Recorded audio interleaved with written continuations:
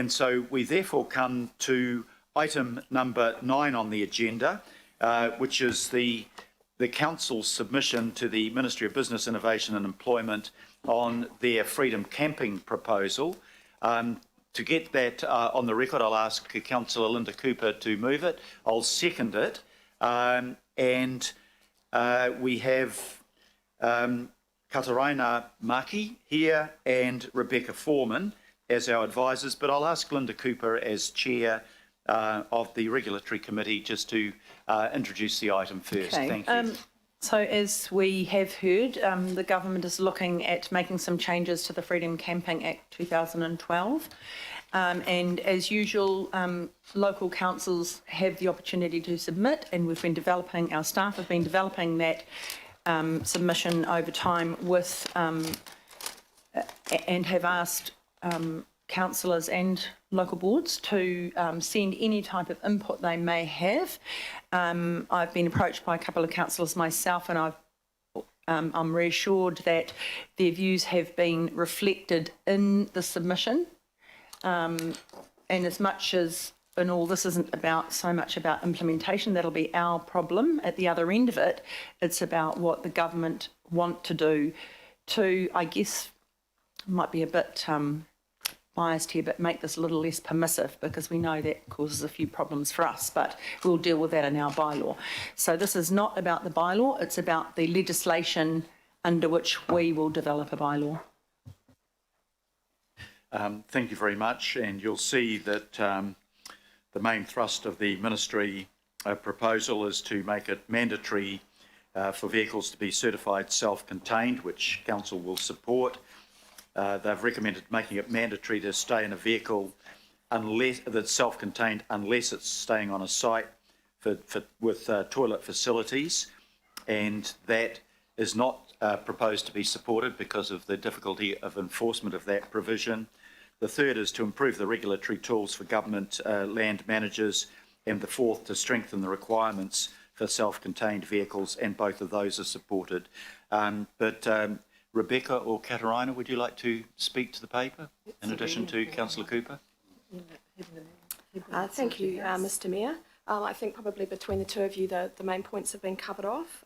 Just to let you know that if it is adopted today, we'll be sending the submission to MB by the deadline tomorrow. This was extended for the Council from the 16th May to the 28th May. And we don't expect to see the outcome of the consultation until July at the earliest, but no firm dates have actually been released by MB yet. But happy to take any questions. Thank you. Thank you, Rebecca. And so we need to pass this today because the deadline is tomorrow. So we'll begin with questions. Are there any questions of officers? It's pretty straightforward. I think everybody's read it and will be supportive of the recommendations. Councillor Stewart. Thank you. Just a question. Just the, I know that you've been asked about the not in front of your houses and commercial premises, and is that correct? I think that's a question for item 10, perhaps, the next item. Okay, sorry, Councillor. Sorry, jumping the gun. Thank you. Okay, no further questions. Are there any? Sorry, Councillor John Watson. Thank you. Just really wanting to clarify the proposed exception for regional parks. So am I to understand that under what they're proposing, there's a possibility that people can go and camp in regional parks? Is that right?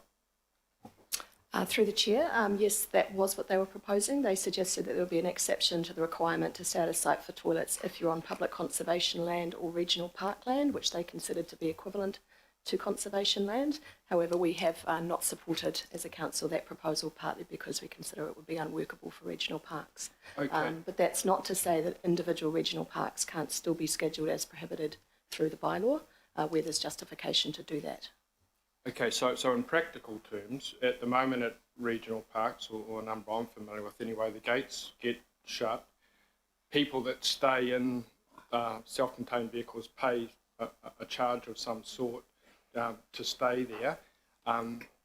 So they're not, if they were to proceed in the way that they were wanting, they're not suggesting that there'd be an obligation then to let people stay for the duration. Through the chair, just to clarify, they were talking about self-containment. Yeah. So they were actually saying that on regional parks and dockland, the backcountry code could apply. And so we've made the point that the backcountry code doesn't really apply in our parks, which are quite urban. We encourage people to stay on the tracks. We're trying to manage Kodi dieback, health and safety issues. So they were kind of promoting that thing where you can go off the track and do your business on regional parks, and this submission firmly says no, that is not appropriate for our parks. But at any rate, we control the entry into the regional parks and payments, etc. Okay, great, thanks. Great. Any further questions? Any comments? Councillor Linda Just Cooper. quickly, the provision we have for people to pay to stay in our parks is not part of the Freedom Campaign because it's not free. So that's a different regime. But also, I think we've actually come to a really good landing here. We've made sure we've given the view that works in our region or doesn't work in our region. So I hope that you will support it. Thank you. And thanks to Katarina and Rebecca, because it's been a lot of work and a lot of pressure to get it done. Thank you. Thank you. Any further comment? Councillor Greg Sayers. Thank you.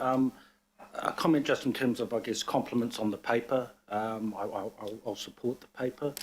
I think it's advanced from, when we first had a nosy at it. And so I just want to acknowledge the work that's gone into it and that I will be supporting. Thank you. Thank you, Councillor. If there's no further comments, I'll put the motion. All those in favour, please say aye. Aye. To the contrary, no. I declare it carried.